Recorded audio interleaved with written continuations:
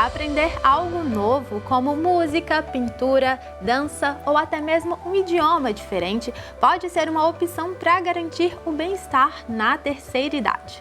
Afinal, essas atividades também estimulam o cérebro, ajudam na socialização e no desenvolvimento humano. Para falar um pouco mais sobre as vantagens dos idosos desenvolverem o lado artístico e lúdico e aprenderem novas habilidades, eu recebo aqui no estúdio a musicoterapeuta e psicóloga Simone Presotti. Simone, seja bem-vinda ao nosso programa, estou muito feliz com você aqui hoje. Com certeza, para mim também é uma honra participar e falar daquilo que eu mais amo, que é o trabalho da estimulação através da música. Pois é, e assim, quando a gente fala de música, a gente pensa em criatividade, a gente pensa para esse lado lúdico também, né, Simone? E eu, até na apuração desse programa, eu me deparei com uma frase que é: brincar não tem idade. Então, eu queria te perguntar qual que é a importância dos jogos, desse estímulo da criatividade para o público idoso. Bom, com certeza, esse lado infantil é o nosso lado criativo, é o nosso lado que busca soluções, não é? E esse nosso lado, ele precisa ser mantido por todo o período da vida. E o lado lúdico da velhice é até mesmo revivido através dos netos, né? As pessoas costumam dizer que os netos são filhos açucarados. E nada mais gostoso para um avô do que sentar e resgatar todo esse lado lúdico no chão. É muito comum os avós terem mais tempo para brincar do que nós pais, não é? Enquanto estamos ali na lida, na preocupação de educar. E o idoso resgata esse lado lúdico quando ele se coloca nessa posição de descobrir as suas brincadeiras, aquilo que o torna de novo jovem. E além de retomar esse lado lúdico, né, a criança interna, também é muito importante participar de eventos coletivos. Eu fico pensando assim, participar dessas ações que envolvem mais pessoas, né, Simone? Para o idoso é importante essa socialização? Olha, com certeza, depois da idade adulta, nós somos seres sociais. Então, em todas as fases, né? Na adolescência já começa. Os adolescentes gostam de estar entre seus pares. Com os idosos não poderia ser diferente. Afinal de contas, eles vão ter os mesmos interesses, vão ter as mesmas lembranças, não é? Então, é muito saudável que o idoso busque sempre, pelo menos 2 vezes por semana, uma atividade em grupo. Que ele saia do contexto familiar, que ele mude de ambiente, que ele possa conversar sobre coisas que são do universo dele, né? Porque em casa ele está imerso em problemas, às vezes, que não são tão relacionados com a própria geração e acabam, às vezes, nem podendo dar muita opinião. E dentro desse espaço em grupo, eles vão ter total adesão, né, de suas ideias, vão se sentir acolhidos, né? E vão resgatar aí toda a história de vida deles com seus amigos da mesma faixa etária. E eu penso que também, Simone, a gente pode tentar encontrar esse equilíbrio, né? De ter essas atividades em grupo, mas o contato, essa questão intergeracional, né? O contato dos idosos com as pessoas mais jovens. Um exemplo, gente, a Ariane, nossa estagiária, ela estava me contando que uma vez a tia dela falou: Ariane, conversa mais com a sua avó, você é jovem, passa uma tardezinha com ela, troca uma ideia com ela, porque isso também é importante, né? Nossa, com certeza. Os idosos têm a passar a experiência, não é? E embora às vezes a gente ache que o jovem não está ouvindo, não está dando ouvidos, mas depois a gente percebe que tudo isso cai num solo fértil, porque nós trazemos essa bagagem, nós não nos apartamos da história da nossa família, nós continuamos. Então esse contato, por mais que às vezes possa ser até estimulado de maneira incisiva, né, como essa mãe fez, vale a pena que os pais estimulem esse contato das gerações mais jovens com os mais velhos. E é importante estimular a cognição dos idosos também, né, Simone? Eu queria que você falasse pra gente quais são as atividades hoje que ajudam nesse sentido. Bom, com certeza a gente tem uma gama de intervenções na área da terapia, né? Terapia ocupacional, a fonoaudiologia para trabalhar, principalmente quando já existe algum distúrbio aí de deglutição que pode acontecer nessa fase da vida, a própria psicoterapia, né? Mas entre essas, eu gosto muito de citar a musicoterapia por ser uma forma de terapia que tem maior adesão,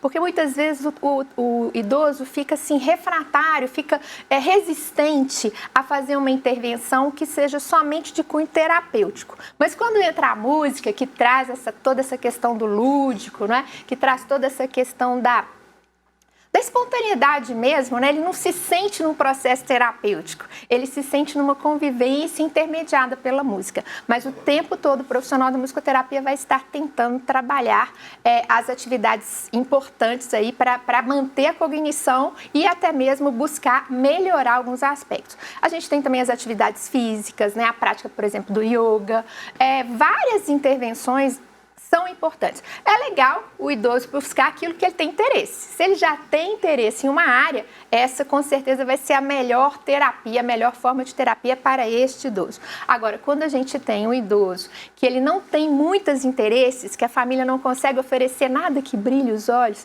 vale a pena tentar a musicoterapia, porque com certeza a gente pode ter uma maior adesão. O legal é que tem muitas opções, né, Simone? Agora, a musicoterapia, né? Como que a gente consegue definir a musicoterapia? Isso, é muito importante a gente lembrar que música na terapia vai acontecer em qualquer contexto terapêutico, né? Às vezes até o próprio geriatra, na hora da intervenção e da avaliação ali do paciente, ele vai usar às vezes a música para ver se esse paciente tem uma memória pregressa preservada.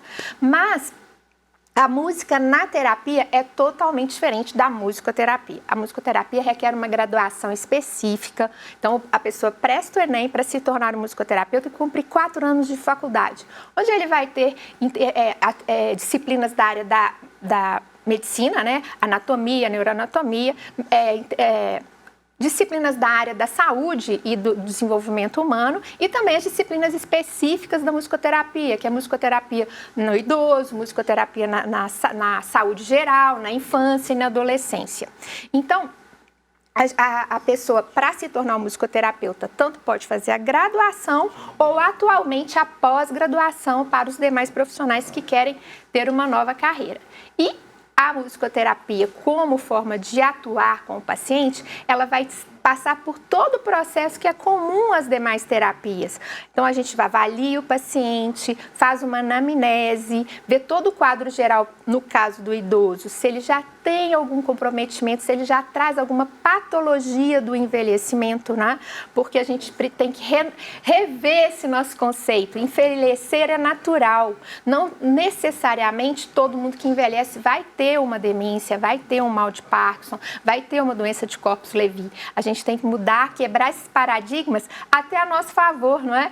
Porque à medida que a gente cria uma crença interna de que envelhecer é não estar saudável, a gente acaba contribuindo para que essa seja a realidade. A gente tem que estimular para que esse envelhecimento ocorra de forma saudável. De forma Então, saudável. Eu vejo que a musicoterapia está aí no meio do caminho. Quais são os benefícios, Simone, da musicoterapia para o idoso? Bom, a musicoterapia ela tem essa capacidade de acessar áreas cerebrais onde muitas vezes a linguagem já não acessa mais. Principalmente no caso do idoso que já apresenta um diagnóstico, um quadro demencial às vezes avançado, a família chega, esse idoso não responde, mas se alguém canta uma música que faz parte da história pregressa desse paciente ou até mesmo associa essa música a um objeto.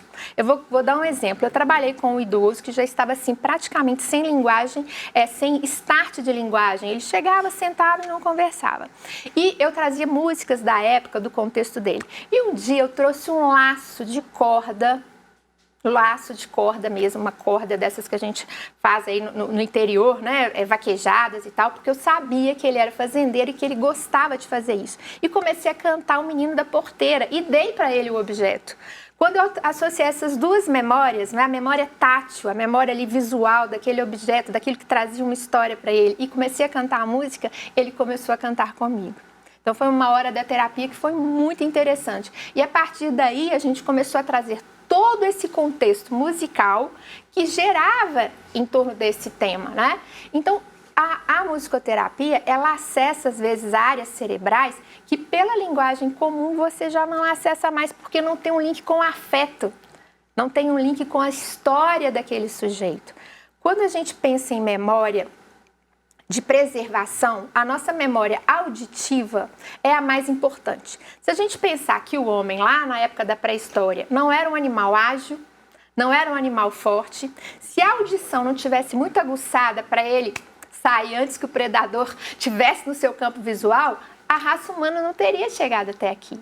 Então, por isso, a nossa memória auditiva, o nosso start auditivo é tão importante e é nessa fase, né, do declínio cognitivo, do declínio motor, também a área que a gente pode usar para acessar os demais campos aí, né, os demais sítios do nosso sistema nervoso central.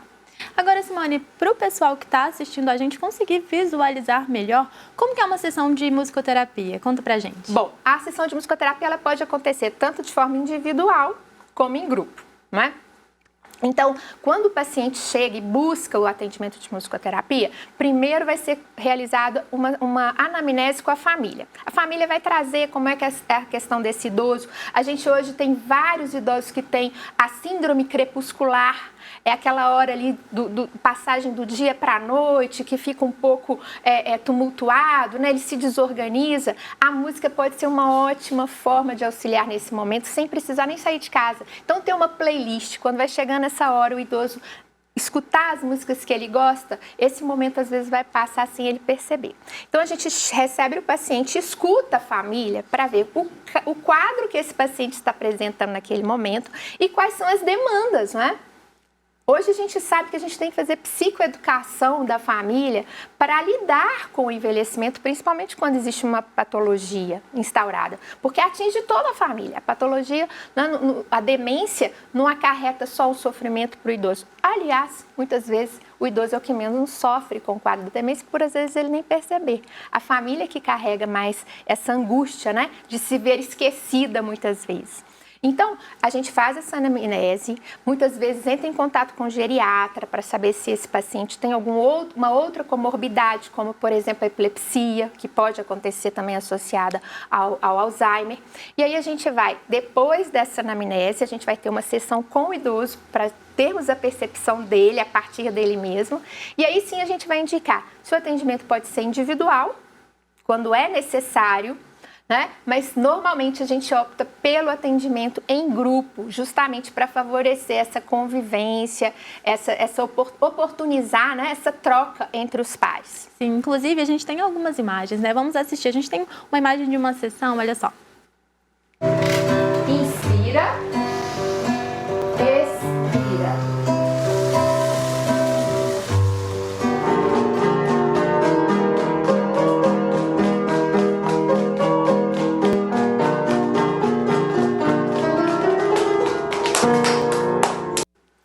Que legal, né? É muito importante o que você falou, Simone, porque os idosos que já apresentam alguma doença neurológica, um mal de Alzheimer, por exemplo, eles podem sim se beneficiar de uma sessão de musicoterapia, né?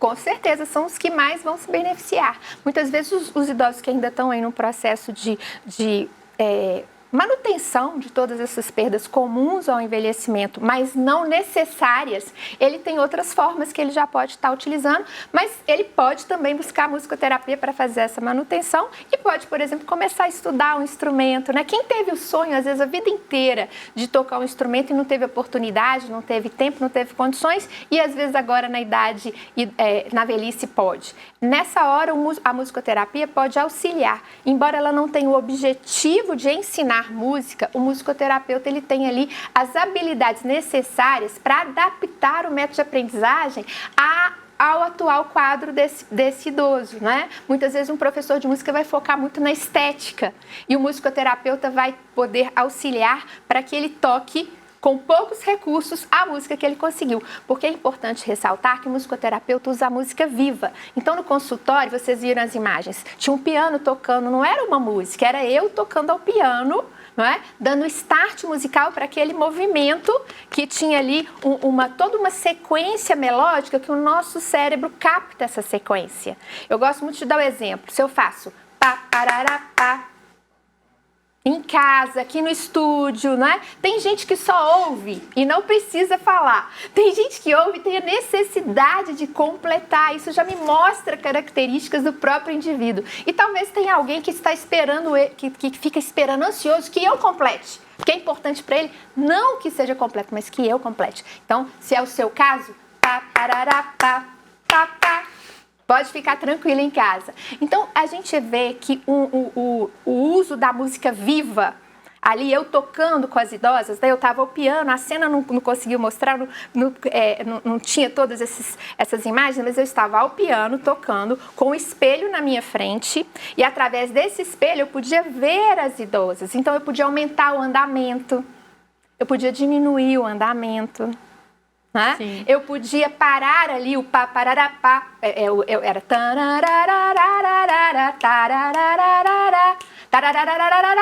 e elas davam a palma. Eu podia prolongar isso por um tempo maior, eu podia fazer mais curto. Então eu estava trabalhando o quê? A atenção auditiva e a coordenação motora, a prontidão, né? Então é muito comum, às vezes a pessoa fala assim, hoje eu não estou bem, hoje eu não quero, hoje eu vim porque me trouxeram.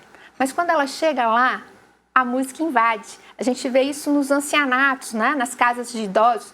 Às vezes a musicoterapia, o idoso senta lá no cantinho, mas na hora que você vê, o pezinho dele está marcando o ritmo, né? Muito legal. Porque a música nos invade, ela não precisa de estar próxima, ela te alcança por via auditiva, aérea e até por via tátil. Eu trabalho, uma das idosas desse grupo, ela foi tendo perda auditiva, então eu passei a deixá-la bem do lado do piano, para que ela colocasse a mão no piano e sentisse a vibração do Nossa, som. muito legal esse trabalho, Simone. Eu fiquei encantada com tudo que você contou pra gente hoje, que a gente viu também. Muito obrigada pela sua participação, adorei a nossa conversa. Eu também adorei, agradeço a oportunidade.